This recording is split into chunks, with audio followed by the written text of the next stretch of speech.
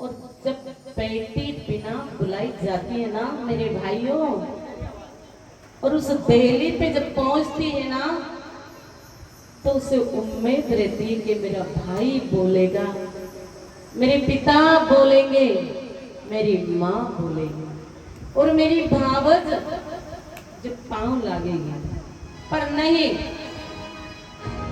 पिताजी ने देखकर मुख फेर लिया राजा दक्ष ने, उधर चले गए।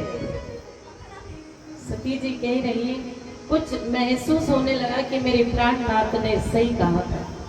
भैया नहीं बोले, काना रे भैया ना बोलिया कि बहना ना बोली, और ना भाभी में लाजा पा नहीं लागी, तो तीर के जैसे सूल निकल गया सती जी और मुस्कुरा रही है वो बहनें। और मेरे भाइयों, मेरे माताएं, अगर 4 बहनें हैं और उनमें से एक बहन अगर गरीब है ना, तो वो 3 बहन उसके खिल्ली उड़ाती है। कहा था ना कि घर पास हो तो रिश्ते बन जाते हैं। घर तुम्हारे पास है तो रिश्ते बन जाते हैं, और घर अगर पास नहीं है तो जो रिश्ते खास होते हैं ना, वो भी टूट जाते हैं मेरे भाई, तो खास होता। तो ऐसे आज सती जी जब मां को देखा दूर खड़ी है, तो मां का दिल, तो कल बताया था ना कि मां का दिल कैसा होता है। और बहनें खड़ी है, मुस्कुरा रही है, कह रही है जो गाड़ियों से आई ना, विमानों से, और सती जी तो मेरे बाबा के पास तो बैल था, पूरा बैल ना दिया नंदेश्वर, तो मजाक उड़ा रही कि आ गई और जीजा जी नहीं आए, हंसी उड़ा रही। उन्होंने कहा बहन आ गई, लेकिन उस माँ की ममता ऐसी रहती है। बाबा ने कहा ना कि सादर तात मिली एक माता, भगनी मिली बहुत मुस्काता। राम सिया राम, सिया राम जय जय राम, सिया राम, सिया राम जय जय। सादर भलहि मिली एक माता,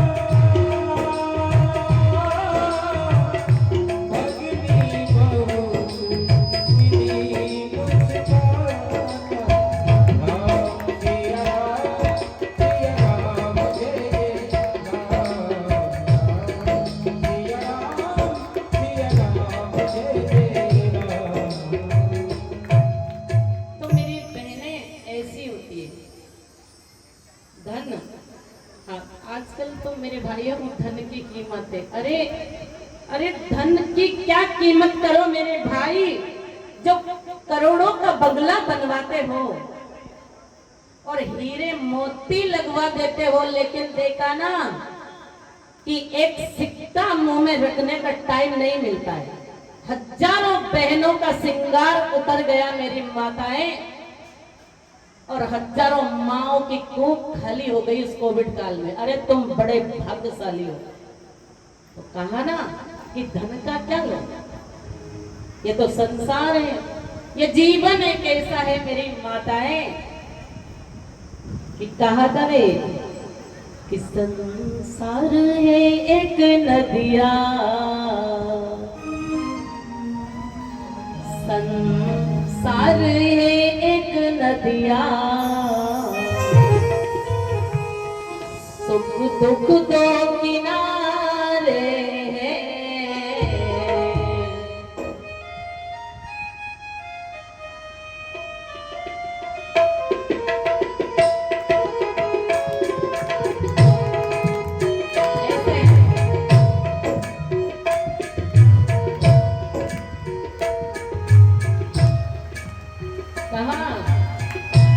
कि हम जाने किधर जाएं, बहती ये धारा है, पता नहीं कब चले जाए। और जिस वक्त समय करवट बदलता है ना, उस वक्त नहीं लगता है। तो मेरी सती जी कह रही कि बहने मत मुस्काओ, और जो उस महाकाल की निंदा करते हैं ना, उनको तो कहीं भी ठिकाना नहीं रहता है। कहा ना उन्होंने कि हरि हर निंदा सुनऊं जो काना,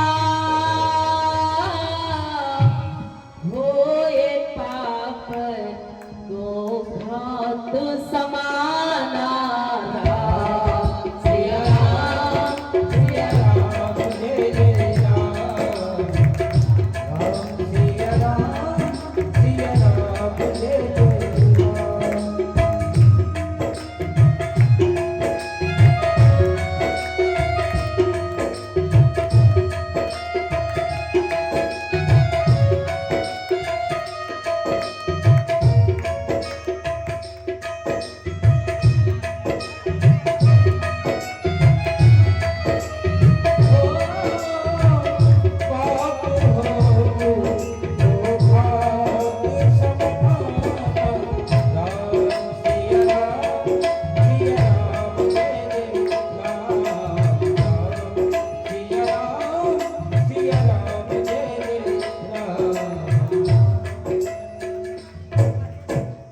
समझाया लेकिन नहीं मानी। पहुंच गई यज्ञ मंडप में, चक्कर लगाया सती जी ने और देखा सारे देवताओं के भाग बने हुए थे, लेकिन मेरे अवगण नाथ का कहीं भी स्थान नहीं था। तो सारे यज्ञ मंडप में घूमी और घूम कर कहा, रे बाबा ये क्या किया? बीच यज्ञशाला में आकर सती जी यज्ञ में कूद गई यज्ञ कुंड में, और आहाकार मच गया त्राय माय काय। सती जी यज्ञ में कूदी ना, और जैसे ही सती जी यज्ञ में कूदी ना, तो मेरे ओगण नाथ का सिंहासन डोल गया। क्यों? कि समझाया नहीं माना। आकाश से आकाशवाणी होने लगी और मेरे भोलेनाथ ने एक जटा निकाली और ऐसा वीरभद्र प्रकट किया और कहा, जाओ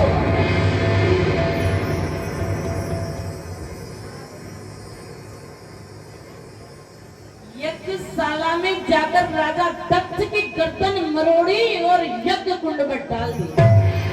और आहुतियों की जगह वही राक्षस उसमें लघु शंकाएं करने लगे। और यज्ञ का तो क्या कहें कि मेरे भोलेनाथ ने वो वीरभद्र आया ना, क्योंकि वो सती थी, और सती मेरी माताएं क्या बताएं कि सती की कथा अगर आप सुनो ना तो कलेजा कांप जाता है सती से। वो सती ऐसा थोड़ी नहीं है कि पति देव तो बेटे भूखे चली जल चढ़ाने, एक लोटा जल और सारी समस्या का हल। ये काम गड़बड़ है मेरी माता है ना। आप सेवा करो, अरे आप जिंदों की सेवा करो ना। और मेरे ओगण नाथ तो कहते हैं कि मत छुओ मुझे, मैं तो भूतनाथ हूं कहीं। तो ऐसे अब त्राय त्राय होने लगी। सारे ब्रह्मांड के देवी देवता आए, भोलेनाथ से कहा, बाबा अरे यज्ञ पूर्ण होना चाहिए। यज्ञ अगर अधूरा रहा ना तो कुल में दाग लग जाता है। तो मेरे भाइयों, फिर मेरे बाबा ने कहा कि जाओ और जो भी माँ अपने बच्चे से पीठ देकर सो रही हो ना, उस बच्चे की गर्दन ले आओ। मेरी माताएं कभी भी अपने बच्चे नन्हे मुन्ने को जो माँ दूध पिलाती हो ना, उस माँ से नर्म निवेदन है कि कभी बच्चे से करवट लेके मत सोना, है ना। तो जो पहले मिल जाए, मेरे बाबा ने कहा जो पहले मिल जाए, तो सबके पहले बकरा मिला तो राजा दक्ष को उस बकरे की गर्दन लगाई मेरे भाइयों, और कहते हैं कि आप अभिषेक करवाओ, चाहे कितनी ही पूजा करवाओ, लेकिन पंडित जी ऐसे होना चाहिए जैसे हमारे तिवारी जी का है। और हमारे कल यज्ञ आचार्य जी आरती करवा रहे थे ना, और जब भोलेनाथ की पूजा करवाओ तो बकरे की आवाज निकालना चाहिए, तब वो पूजा देते ना, बकरे की आवाज।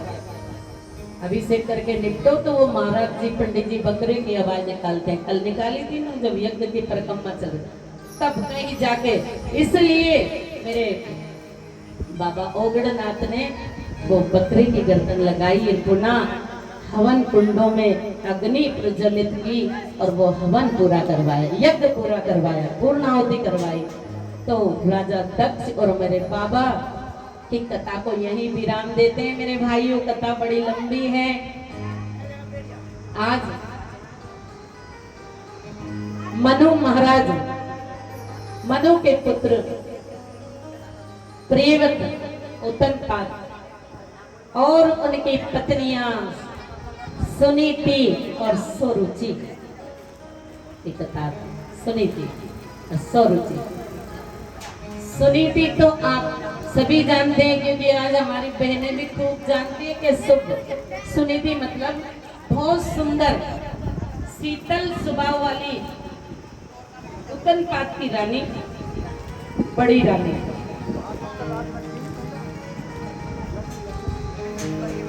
यहाँ पर सूक्ष्म में मेरे भाई मुझे याद आता है एक प्रसंग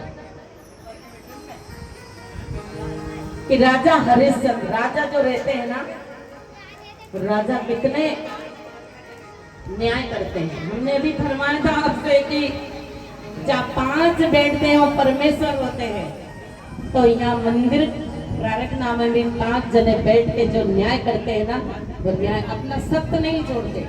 ऐसे ही राजा हरिश्चंद्र जी ऐसे राजा थे मेरे भाइयों कि उन्होंने अपना सत्य नहीं छोड़ा।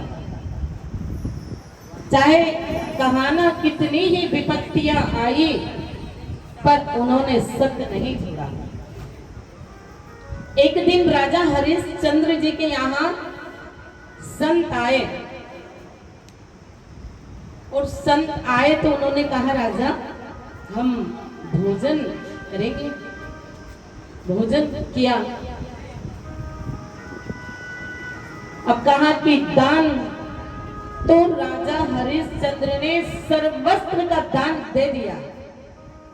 मतलब उनके पास एक अन्नी नहीं बची, वो दान दिया, भोजन करवाया। लेकिन उन्होंने कहा कि अब हमें दक्षिणा दो। जब ब्राह्मण भोजन कर लेते हैं ना तो दक्षिणा देते हैं। तो राजा हरिश्चंद्र ने कहा महाराज मैंने तो अपना सर्वस्त्र दान कर दिया, अब मेरे पास तो एक अन्न का दाना भी नहीं बचा जो मैं दान दे सकता हूँ, आपको दक्षिणा। तो ऋषि ने कहा कि कुछ भी हो जाए आपको दान, हमें दक्षिणा देनी पड़ेगी। आपके घर में भोजन किया है तो दक्षिणा चाहिए। राजा हरिश्चंद्र ने कहा कि रानी तारावती अब क्या करें? तो रानी ने कहा राजा मत चिंता करो, जब फेरे जब पड़ते हैं ना तो हमारी ये बुजुर्ग माताएं बेटी ना, इनसे पूछो 7 वचन सुनाते हैं पंडित जी कि पति के दुख में तुम शामिल रहोगी और पति के सुख में भी तुम शामिल रहोगी। दुख सुख 2 किनारे हैं। रानी ने कहा चलो महाराज। तो हरिश्चंद्र जी ने कहा कहाँ? चलो काशी जी में। और चल दिए हैं दोनों, तीनों प्राणी, राजा हरिश्चंद्र, तारावती और उनका बेटा। पहुंच गए, बीच बाजार में बोली लगा दी रानी की, तारावती की जो महलों की रानी थी। तो कोई बोली सुनकर नहीं आ रहे हैं रानी को खरीदने, क्योंकि डरते हैं कि रानी है कौन खरीदेगा। लेकिन विधाता ने वहां भी एक गिराक भेजा। तो कैसा भेजा कि एक ब्राह्मण, वृद्ध ब्राह्मण आए और उन्होंने कहा, हरिश्चंद्र मैं तारावती को खरीदता हूँ। तारावती ने कहा, क्या दक्षिणा दोगे मुझे, क्या मेरा मोल करोगे? तो वो जो संत उनके यहाँ भोजन करने आए थे ना, वो 1100 संत थे। राजा हरिश, आ रही समझ में कथा आपको? आ रही ना सब? हाँ, 1100। अब रानी की बोली लगी 600, 6 मुद्रा। जब सोने की मुद्रा चलती थी, 6 मुद्रा में तारावती बिक गई। और बिक गई ना तो ऐसी बिकी कि वो जिसने खरीदी ना, वो उनने ये नहीं कहा कि चलो ना, केस पकड़कर घसीटता हुआ ले जा रहा है तारावती रानी को। और कहा उन्होंने, मेरे प्रभु क्या किया तुमने? इधर वो रोहित उनके कलेजे का टुकड़ा रो रहा कि माँ मुझे छोड़कर मत जाओ। क्यों जा रही हो आप? आज तलक आपने मुझे नहीं छोड़ा माँ, और आज मुझे छोड़कर जा रहे, मत जाओ। लेकिन नहीं मेरे प्रभु, कहते हैं ना कि सितम किस कदर रंग बदलता जमाना, सितम किस कदर रंग बदलता जमाना, जो थी राज रानी पड़ा उस बेचारे को जंगल में जाना। वो ले जा रहा, खींच रहा, और रोहित रो रहे, कहा मत जा। 600 को अब राजा हरिश्चंद्र अपनी खुद की बोली लगा रहे हैं, और पुत्र वो कलेजे का टुकड़ा उनकी माँ के पीछे पीछे भाग रहा। हरिश्चंद्र जी ने कहा, मुझे कोई खरीदो, क्योंकि वो राजा है, और राजा जब वचन देते हैं ना तो कहते हैं ना क्या कि रघुकुल रीत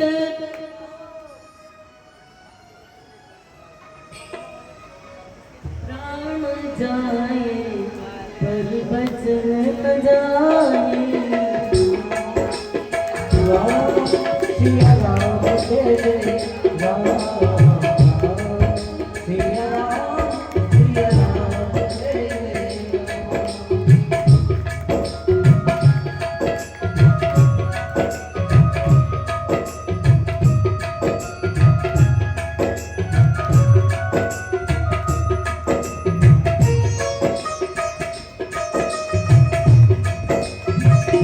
कैसे देंगे?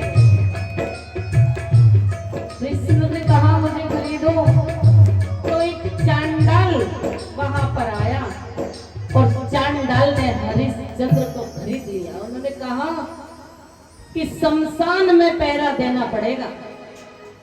तो राजा ने कहा, दूंगा, मैं वचन हारा हूं, मुझे दक्षिणा देनी, मेरी कीमत क्या है? तो 6 और 5 11, 5 सोने की मुद्रा में राजा हरिश्चंद्र बिक गए, और वो ही मुद्रा लाए बिजबाई उनको दक्षिणा देने के लिए। अब राजा हरिश्चंद्र शमशान में पहरा देने लगे, और रानी तारावती, ब्राह्मण ने कहा था कि मेरे घर में वृद्ध ब्राह्मणी है, उनकी सेवा करना, कपड़े धोना, निलाना, धुलाना, और तुम्हारा ये चल रहा है ना, ये मेरी सेवा पूजा के लिए पुष्प लाए। तो रोहित नन्हा सा बालक, एक राजा का लाल, जहां वो भेज देते ना ब्राह्मण, वहीं जाता है। और माता, अरे जिनने कभी इन हाथों से गर्म पात्र नहीं उठाए, वो बर्तन मांज रही मेरे प्रभु। ये भगवान का इतना बदलते हैं ना तो पता नहीं पड़ता है मेरी माताएं, किस वक्त कौन सा समय आ जाता है। इसलिए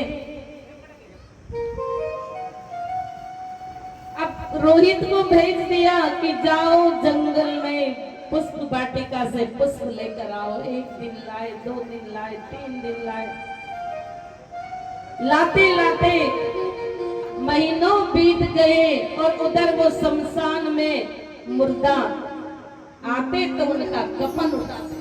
कफन लेते, क्योंकि वो वचन के हारे। अब एक दिन रोहित रानी का वो लाल पुष्प लेने जा रहा था, तो वो माँ बार बार अपने सीने से लगा रही थी, माँ मुख चूम रही थी, मेरे लाल जल्दी आना, जा रहे हो ना तो जल्दी आना। और माँ की ममता रहती है, कहा ना माँ की ममता के आगे तो पत्थर पे पड़ा दिल। बोला था कि बेटा कहीं चोट तो नहीं आई, माँ का कलेजा निकाल कर ले गया था। माँ ऐसी होती तो बार बार रोहित को अपने सीने से लगा रही और कह रही मेरे लाल जल्दी आना। और जैसे ही रोहित पुष्प वाटिका में पहुंचेगा तो एक पुष्प भी नहीं उतार पाए और उनको सर्प ने डस लिया और उनकी मृत्यु हो गई। राजा हरिश्चंद्र। अब किसी ने कहा कि रानी तुम्हारे पुत्र की मृत्यु हो गई, और कहा ना तुम्हारे पुत्र की मृत्यु हो गई, उस माँ से पूछो कि कैसे उनके दिल के टुकड़े हो जाएंगे कि बेटे की मौत। और जाने लगी ना दौड़ के माँ, तो उस ब्राह्मण ने केस पकड़कर खींच लिया कि मेरा कार्य करके जाओ, मैंने नोट गिने हैं तुम्हारे पति को। बेटे की लाश तो वो कार्य कर रही, कांप रहे हाथ उनके, तारावती जी के दिल थरथरा गया। और जब कार्य से निपटी ना तो बेटे को हृदय से लगाया, मेरे लाल मेरे पास तो इतनी वस्तु भी नहीं जो कपन उड़ा दूं तुझे मैं।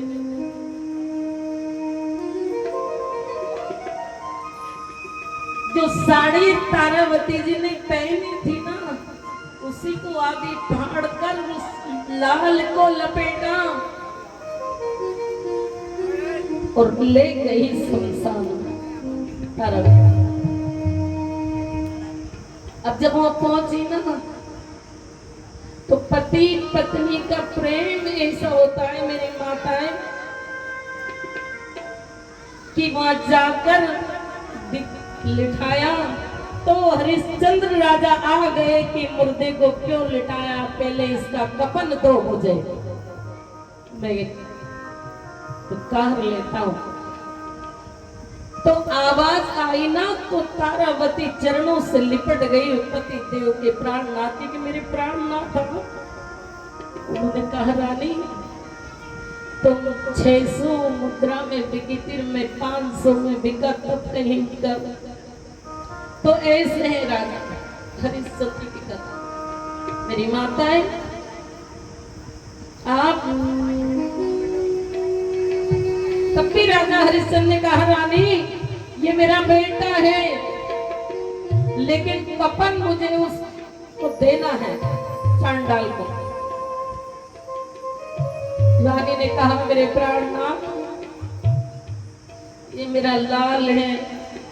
और जैसे ही वो साड़ी खींची ना तो रोहित दिखा तो राजा हरिश्चंद्र भी और रानी दोनों लिपट रहे, लेकिन वहां भी उन्होंने उकड़ लिया ऐसे। तो मेरे प्रभु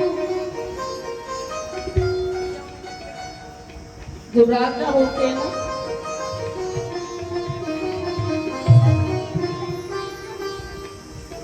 ऐसे वो सुनीति थी प्रियवती, उनको कोई संतान नहीं थी मेरी माताएं। तो उन्होंने कहा राजा से कि वो शुद्ध विचार वातावरण की थी। उन्होंने कहा मेरे प्राणनाथ आप दूसरी शादी रचा लो। और उन्होंने दूसरी शादी की त्रेवत जी में। छोटी रानी आई तो छोटी रानी आई ना तो कहा कि बड़ी रानी को त्याग दो, देश निकाला दे दो। तो बड़ी रानी को देश निकाला दे दिया और चली गई वन में। इधर छोटी रानी एक दिन वो ही राजा शिकार करने जाते हैं मेरे प्रभु। ये ध्रुव राजा की कथाएं मेरी माताएं आप सब गाती हो ना कि ध्रुव जी राजा मत जाओ वन में, कठिन है राम से मिलना। तो ऐसे वो वन में गई और एक वन में झोपड़ी बनाकर रहने लगी। अब उस झोपड़ी घने जंगल में राजा शिकार करने गए। राजा शिकार करने गए तो विलंब हुआ, बड़ी देर हो गई लौटने में। तो राजा वहीं देखने लगे कि कहीं यहाँ कुछ आसरा मिल जाए तो आज की रात यहीं गुजार दें। तो दूर से देखा तो एक दीपक का उजाला दिखा उन्हें उस झोपड़ी में। तो उस दीपक के उजाले के सहारे से चले गए और कहा, देवी कौन हो?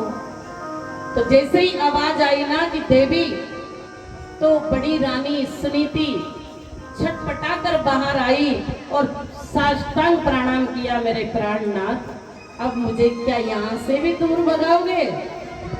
अभी तो जंगल में भगाया था, अब कहीं यहाँ से भी दूर भेजोगे?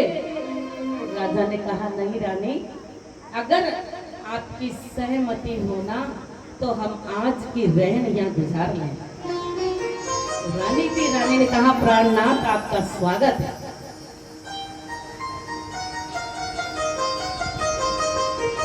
उसी रात को वो रानी गर्भवती हुई।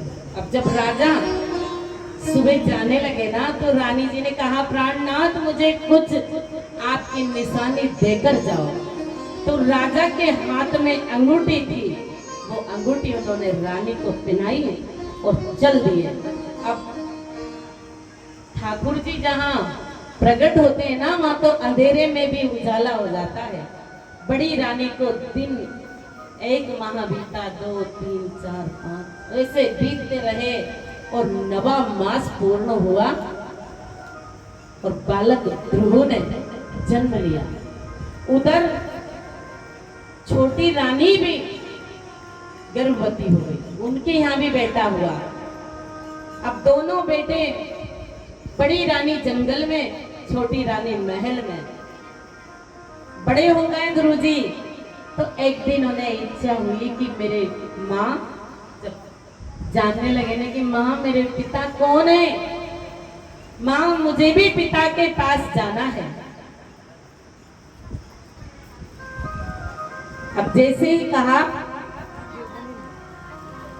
माँ का तो दिल है, माँ ने कहा मेरे लाल अभी तुम और बड़े हो जाओ। और जैसे ही चले गए महल में कि वो सामने महल दिखा रहा और तुम्हारे पिता का है। तो ध्रुव जी चल दिए, छोटे बालक